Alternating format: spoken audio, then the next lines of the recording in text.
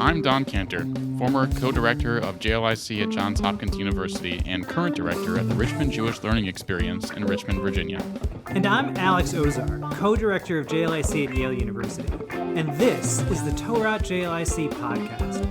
JLIC supports thousands of young Jews in their college years and beyond, providing them with the nourishment they need to sustain an upward trajectory of Jewish commitment and growth as they enter the broader world. And the animating engine of that effort, that has always been and will always be Talmud Torah. High-level, richly meaningful, thoughtfully creative Torah learning, ambitiously attuned to the realities of where our students are. On the Torah JLIC podcast, we hope to share some of that Torah with you. Thanks for listening. On this episode, we hear from Rabbi Yehuda and Hannah Auerbach, the co-directors at University of Chicago, JLIC. The Auerbachs are Israeli. It may not sound like it, and that's because they made Aliyah. In his spare time, Rav Yehuda plays lots of golf and runs marathons, so he walks around and runs for fun. Hannah is getting her CPA and also enjoys powerlifting. It may not sound like it, but the Auerbachs are actually quite entertaining. Welcome, Hannah and Rav Yehuda. Thanks for having us. It's a pleasure to be here, Don and Alex. We'll try to be as entertaining as possible. Tell us how you got to JLIC. So, I grew up in New York and Hannah grew up in New Jersey, and like most high schoolers at this point, we went to do a gap year in Israel. I attended Yeshivat Shalvim and Hannah went to MMY. And over time, we decided that although our long-term place was going to be in Israel, we were young, we got married young, we had children young, we were able to finish university at a fairly young age. And we knew that we were going to, with God's help, have a long time to be in the workforce. And ultimately, when we looked at ourselves and asked ourselves after 40 years of working, would we say, I wish I worked another 3 or 4 years, or would we regret not having done something meaningful in that time? And when we honestly asked ourselves that question, we couldn't say no. And we were looking for a way to exercise that energy that we have and that passion that we have for Jewish life. And so it was kind of a natural fit for us coming from a yeshiva type of atmosphere. I was on the staff at Yeshivat Shalvim for a couple of years, so we were already kind of used to the demographic a little bit. And so it was kind of a natural transition for us from that environment to this environment. I think the line that we used to say was, do we really want to spend another 5 years being in our 30s? Every year at JLIC offers a different set of challenges, but it seems like this past year was extra unique. Tell us about what it was like at University of Chicago. Yeah, you could say it was unique. You know, it's funny. I have, at this point, people who ask me what next year is going to look like vis-a-vis campus and campus life and the campus environment. And I say, if you had asked me this question a year ago, my answer, my prediction would be very different than what happened. And so I try to avoid it. As we know, the events of October 7th, as they unfolded, Hannah and I were trying to do our jobs, as directors at the university, and trying to, on the one hand, calm down and try to help the students kind of process what was going on, and at the same time processing it ourselves and trying to figure out how we were going to operate and what the next step was. And we decided that if after the Chag, I checked my phone and my unit in reserves had been called up, that I would leave and I would go to Israel. And in retrospect, we had an event commemorating Yom HaZikaron at the university, and I was talking to the students, and I recalled my experience kind of flying back and just asked myself, like, what was I thinking? It's a crazy thing to, just to jump on a plane. There was a WhatsApp group of reservists trying to get back. And so I had messaged the admin of the group trying to figure out if there was a way back, how to get back. And they said, just get to New York and we'll get you on a flight. There was no like, who do you work for? Who are you? None of that. They were just like, just get on a plane and we'll figure it out from New York. And I maybe should have asked some follow-up questions, but the answer, like a lot of others, was, okay, let's just do it. And so I was on a flight October 9th, and I got in to Israel, and I was there for around 6 weeks with my unit all over Israel, doing a lot of different things. And so that was one half of it. And the other half was Hannah doing her job on campus in this new tension that had developed between the Jewish students, the university at large, students who were protesting one way or the other, trying to figure out this entirely new, surprising phenomenon that was going on, not just on our campus, obviously, across the country, trying to figure that out. So we were on two separate sides of the world, both, fighting these very new and intense battles. And so that was kind of the first 6 weeks or so. And I got back around Thanksgiving time. And since then, we've kind of, been able to regroup as a family and refocus on our jobs. But it's certainly been a year that's out of the ordinary. It's interesting that you are, in retrospect, not questioning the decision, but like looking back at the enigma of how it all came to be. When listening to you talk that back, I'm very intrigued by that being your story, because the conversations that we had on Yontif as it was all unfolding was not a question of if, but rather a question of how.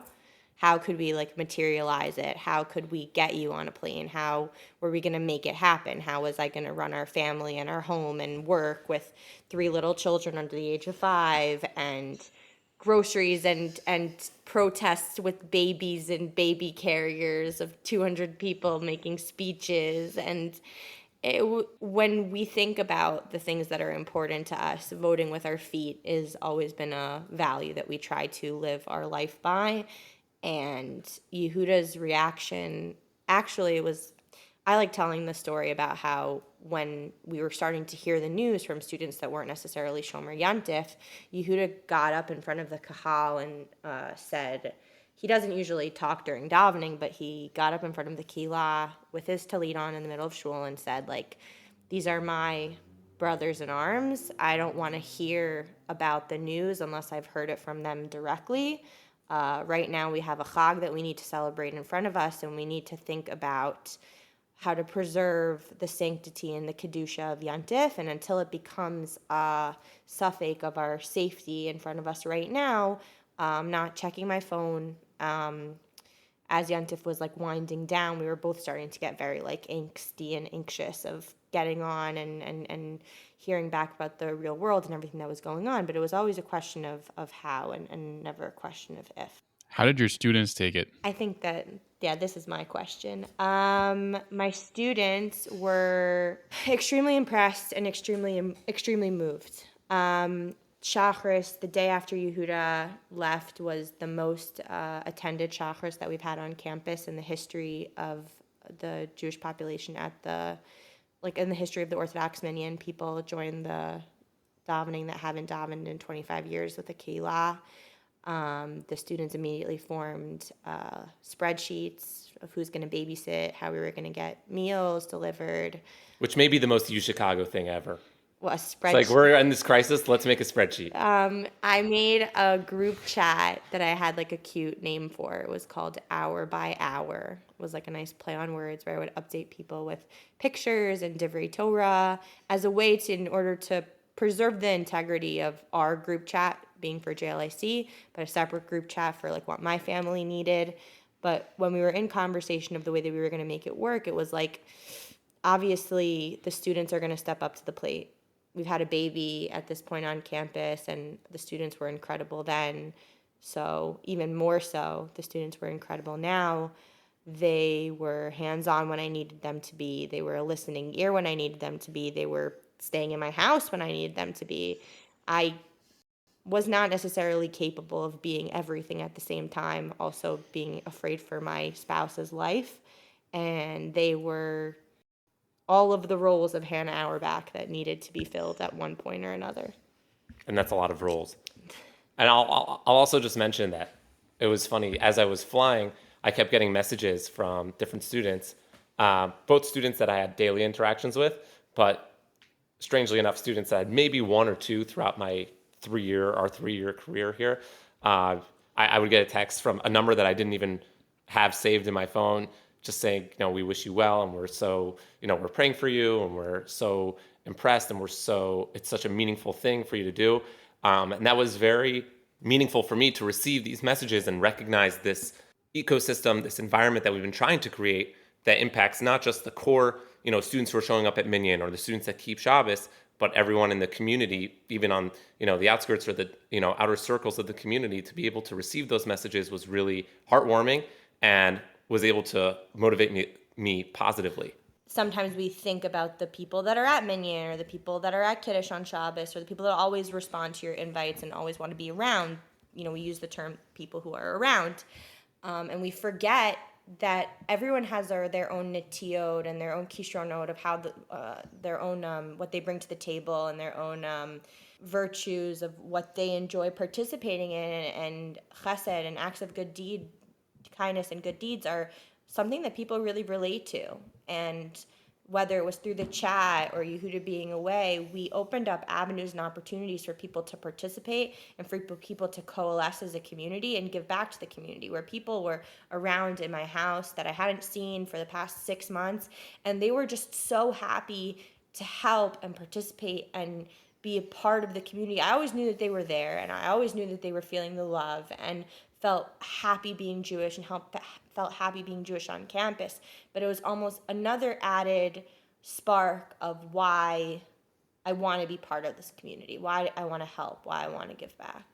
So we're going to transition into some Torah you agreed to share, but Hannah, I just wanted to, you spoke so beautifully about the widening circles of involvement and just a deepening sense of community and solidarity in those first few weeks. Part of what I'm wondering is to what extent that was sustained past those initial weeks through the spring semester, what you did to sustain it, and just how it felt going forward.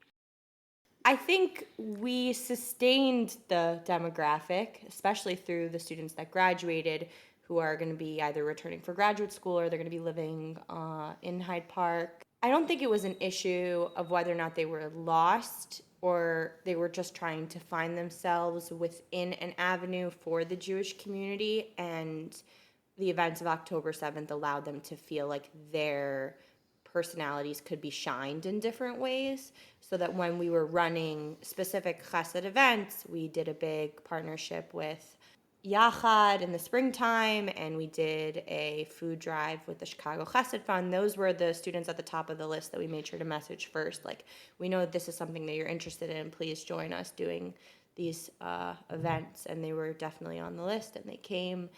They joined us for the Sidarim.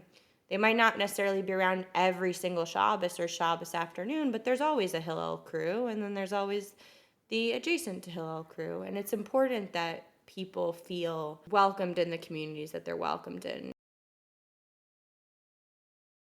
I just want to say that both Rav Alex and his family and the Auerbachs are doing really incredible work for Klal Yisrael at JLIC, but I just want to say a special thank you to just Rav Yehuda and Hannah for what they went through and for being both a JLIC couple and serving Klal Yisrael in a very visceral kind of way on the aftermath of October 7th, and that's really special. Fun fact, Rav Don and Leora were our mentor couple when our first year on campus, and still very, very good friends to today.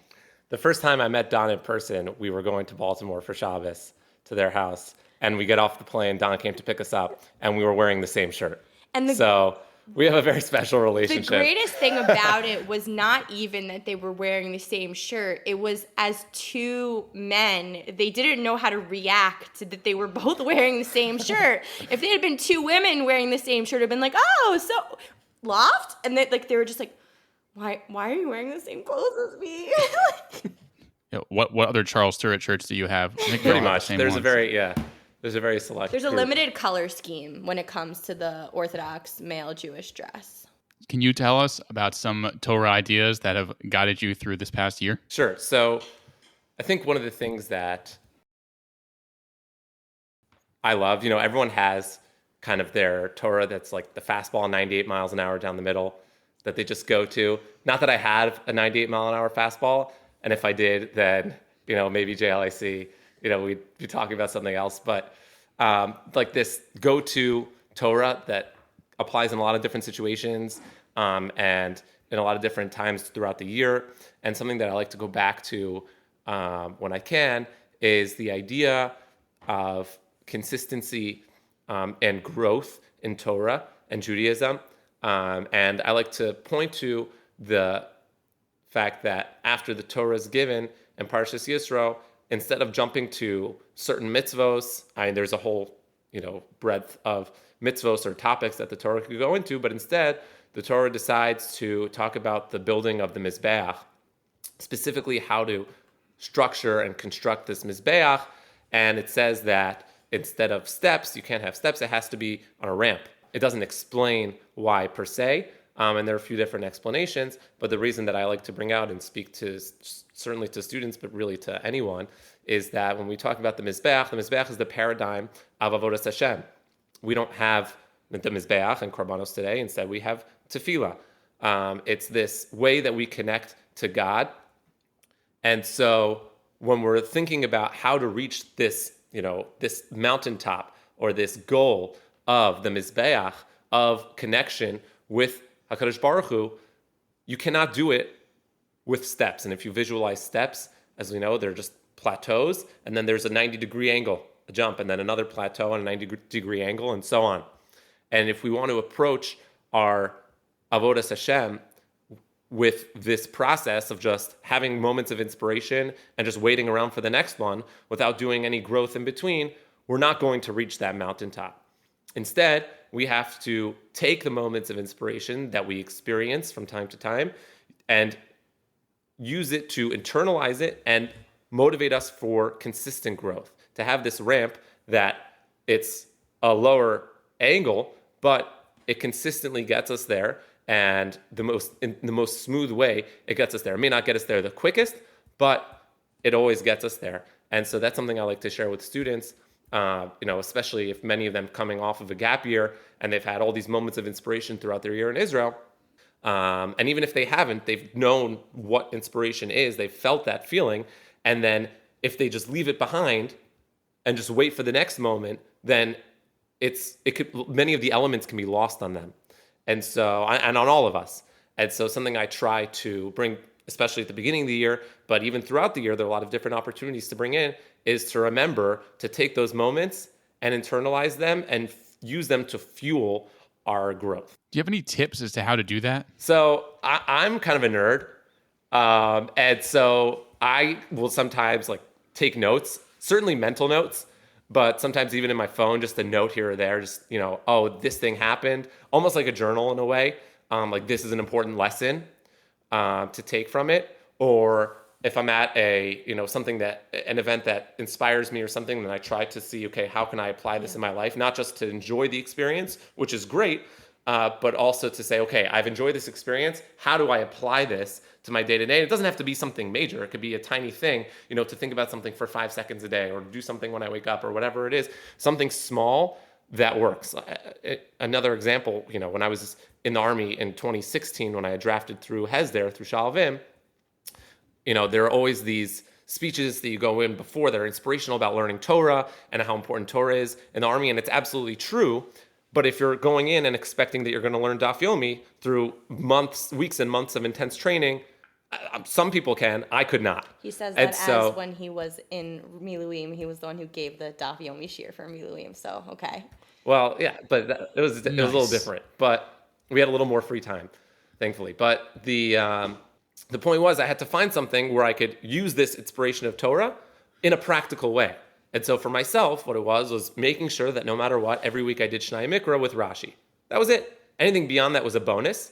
And as long as I had done that, I knew that I was able to take that, Torah and the importance of Torah, the inspiration of Torah, and use it in a way that actually was applicable and realistic. So just things like that we're able to take, not just to enjoy, but also to think about how we can apply those. So for my idea, it's something that I've been honestly working on over the course of time. I usually reflect the thought as the seasons change or as the holidays come in. It was something that I read a long time ago, and it's something that Yehuda likes to talk about with this understanding of teshuvah. And teshuvah is knowing where you are, right? It's not necessarily where you've been, it's not necessarily where you're going, but it's an honest reflection and understanding of where you are in your relationship with the Ribbon Shalom, in your relationship with God. And the way that I reflect that throughout the year is, especially as a parent, as a spouse, as a teacher, as an educator and a role model to students on campus is this understanding and honesty of where you are in your relationships, especially with Hashem, and being able to bring words to how you're feeling about them. The same way that 10 years ago or 20 years ago, one might not say out loud that they're having difficulties with their spouse or they're having difficulties with their kids, they definitely wouldn't say that they're having difficulties with God. Being honest maybe when you're mourning the loss of a family member, you would read something passionate about how you were angry with God, or we hear things like God isn't an ATM. Sometimes the answer is no. Those kinds of wishy-washy things that we hear. But it's about like, I woke up today, I got in a fight with my kid, I put them in the car, I had to drive them, and they're wearing their shoes on backwards, and then I pick them up, and they're having a temper tantrum, and then my spouse comes home after a long day of work, and I still have to get dinner on the table, and all these kinds of things. We hold it inside, we shoulder through, because we think that it's better to keep calm and carry on than it is to wear our emotions on our sleeves, especially with Hashem. I could be having a horrible week, and I'm supposed to be cleaving to God to be the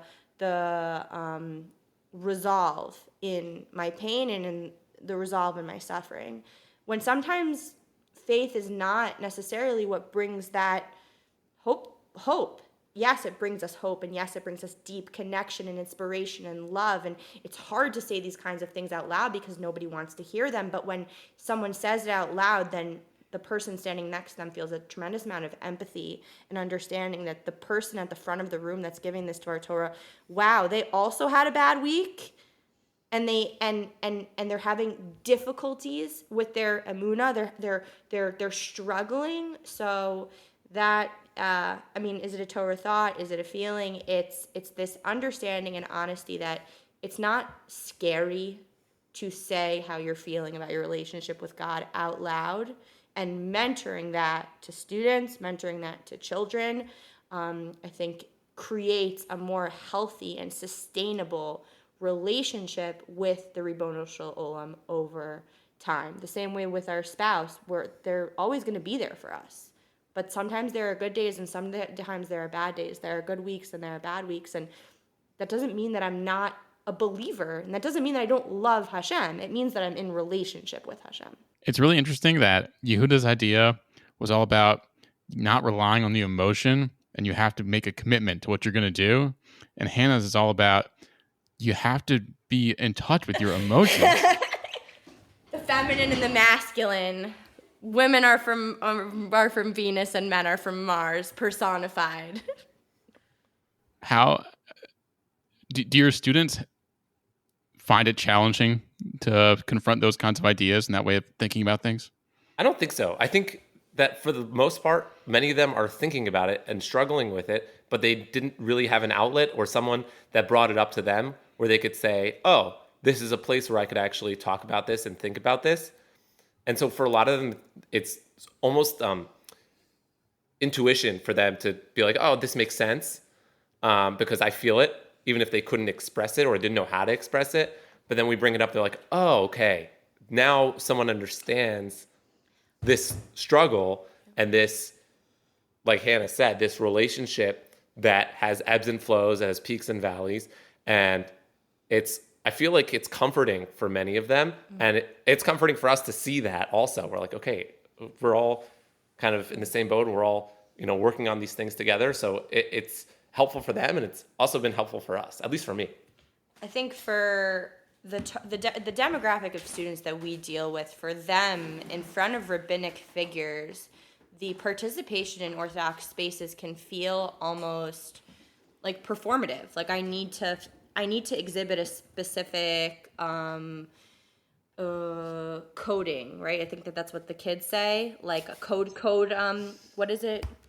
Code switching. Hannah's in touch with the youth. I'm in touch with the youth. Code switching, right? I'm putting on my Orthodox hat. I'm code switching to my frum self, where you use specific language and you dress in a specific way and you act a specific way, which makes sense. Decorum is important. It's important for us to be modeling decorum in the way that we dress, in the way that we talk, etc. But when using the term of safe space, it's also important to show them that they don't need to code switch in order to identify and be comfortable in Orthodox spaces. God wants to see us at our closest to him. God wants to see us in when we're feeling the farthest away from him. And if we know that we're just as much godly individuals in all of those times and stages, for them encountering people like us who are willing to accept them as they walk in the door in whatever verbiage and whatever language they're using, as long as they're not cursing at the table in front of my kids, like, I think it feels very comforting and very validating that we're the first people that they've encountered where they can really feel like Orthodoxy is no longer performative and it's something that really can touch their neshamas. Yeah, validating is a good word. I like the That's word great. validating. Yeah, it seems like that. Do you think that they completely don't code switch, or is there a little bit of code switching? I think there's definitely still is a little bit of code switch, but I think the same way that we code switch. Yeah, we all do a little bit. When we interact with our mentors, when we interact with the people that inspire us, I promise you that if I walked into Shalavim in this stage of my life, I would be. You can't hear me? Oh no, I was saying if you're in front of or me. if I walked into Don's house, I'm sure I'd be dressing differently or thinking differently or talking differently. You know, I'm not going to necessarily be busting out my full breath of Taylor Swift lyrics, but we all have the ways that we interact with the different people that we interact with. And I don't think that that's a bad thing. I don't think that means that we have bifurcated personalities. Yeah, it sounds almost amazing to have students that are kind of on their best behavior. I think when I was at least like 15 years ago, there was a concept of best behavior friends, like those people who you don't quite know well enough, so you have to be on your best behavior so that you don't embarrass yourself. They don't make them not like you. But it's kind of like that they have to be, they are maybe tapping into an idea of themselves or kind of what they want to be, and that's what they're showing to you. And it's almost like you get to interact with what might be the best version of themselves in some respect. I kind of like uncovering that, though. I like kind of getting beyond that. It's more fun for me. I've grown to love the personalities and just like the people, especially on the fringes, and just like wondering what makes them tick, and you know, bringing up different conversations at the Shabbos table, just having a great time. It's so much fun for me. So there is that element of it, but I think once we get beyond that, sometimes you want to there's see a lot someone of when they're a little bit unhinged. I think it can, Yeah. you know, when we talk about Purim and the whole like Nichnas Yayin, Yatzasod, like there's a time and place for everything. There's a time and place for us to be our best behavior selves, and there's also something really validating about like when you walk into someone's house and you see like that they didn't like hang their art up, or they have like garbage in the corner, or they have like the shelf that didn't get fixed. You're like, oh, so you're a real person, but you're also an Eved Hashem. Part of what I'm awesome. finding so beautiful, and you put it so beautifully and conveyed it so beautifully, both in terms of what you said and the way that you said it, was that on the one hand, on the most fundamental level, it was an idea about our relationship with the Ribbono Shel Olam, and that requires a kind of honesty and vulnerability and directness.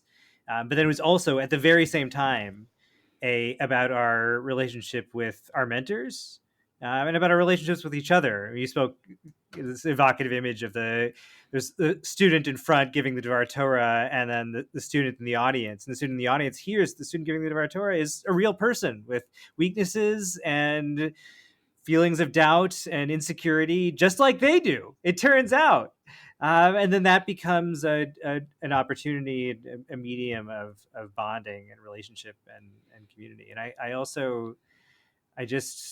I would imagine that, again, in those first weeks and months after October 7th, when there was both so much pain and so many tears and so much confusion about how we're supposed to present that, and especially on a college campus where you can't present that all the time, and it's socially complicated and difficult, and everyone wants to be smart and cool, and I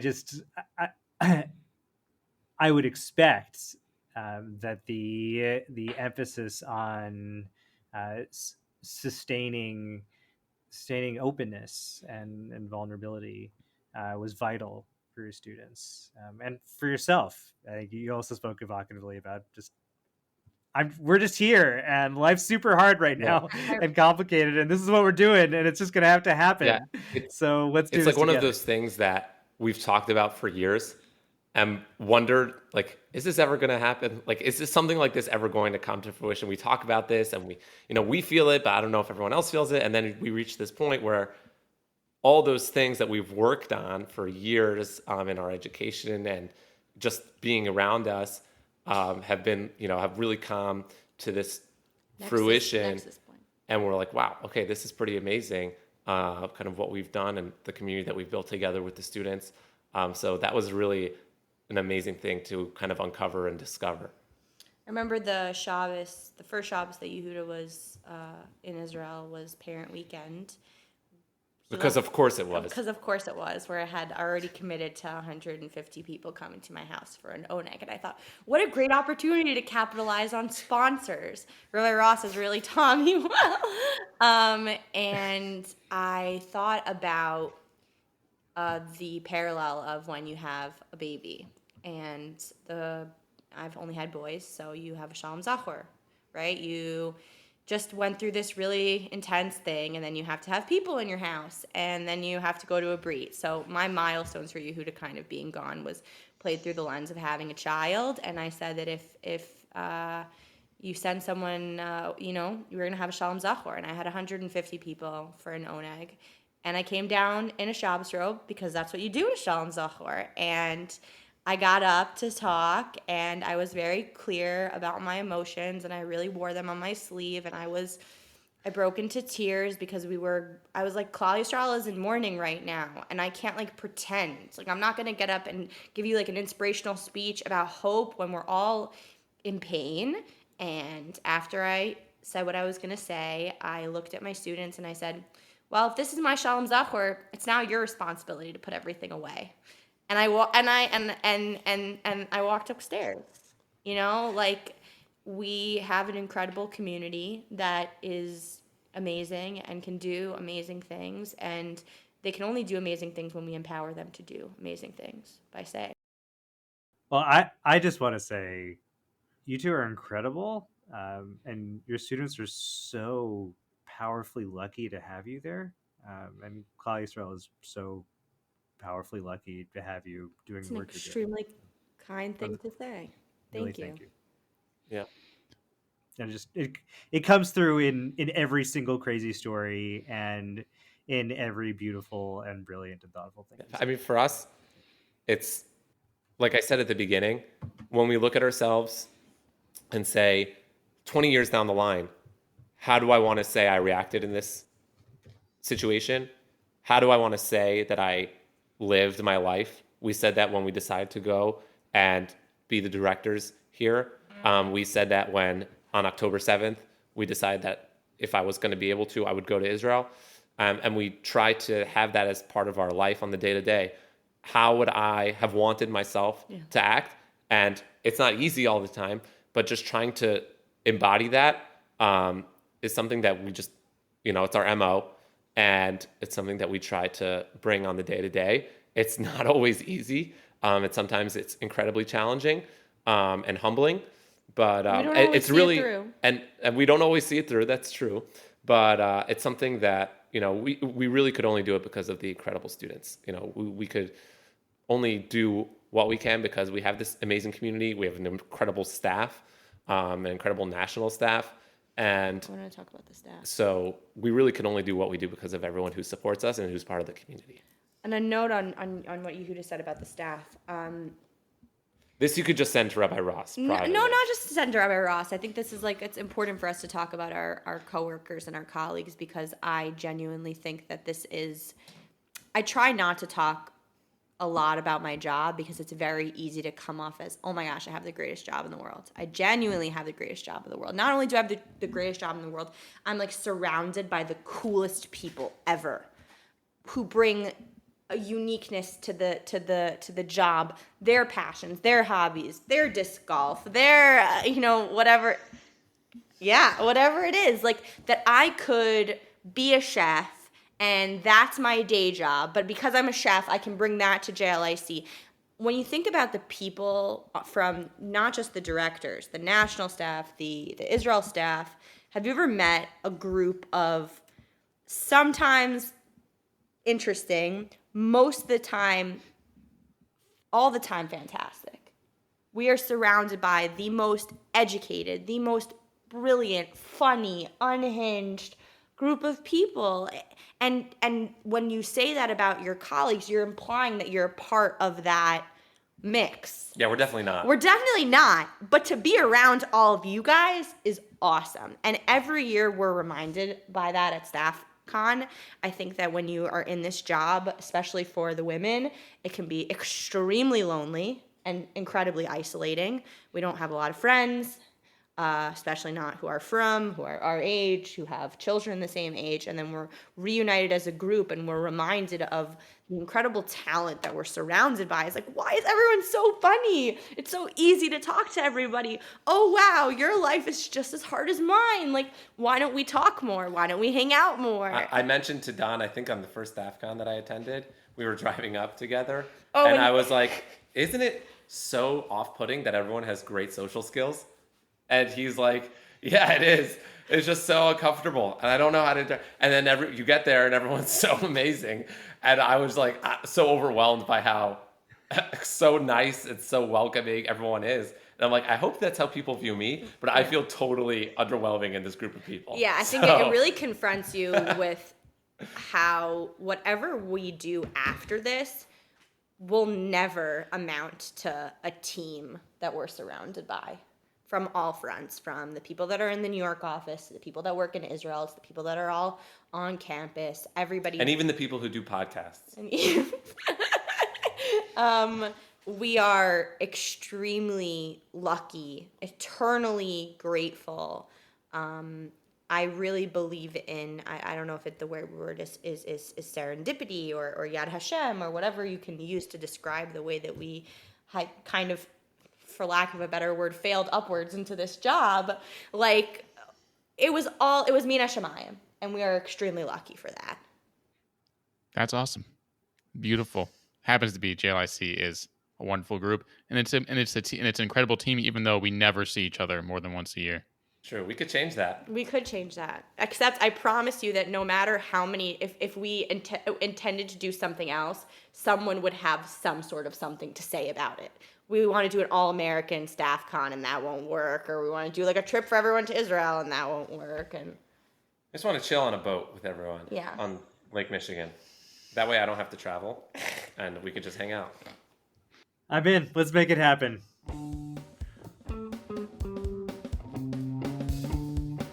For a golfer and an aspiring CPA, I think y'all were pretty entertaining. Thanks. Thank We you. tried. Thanks for coming on. I think that we should have our own podcast, but that would never happen. Well, we won't start competition now.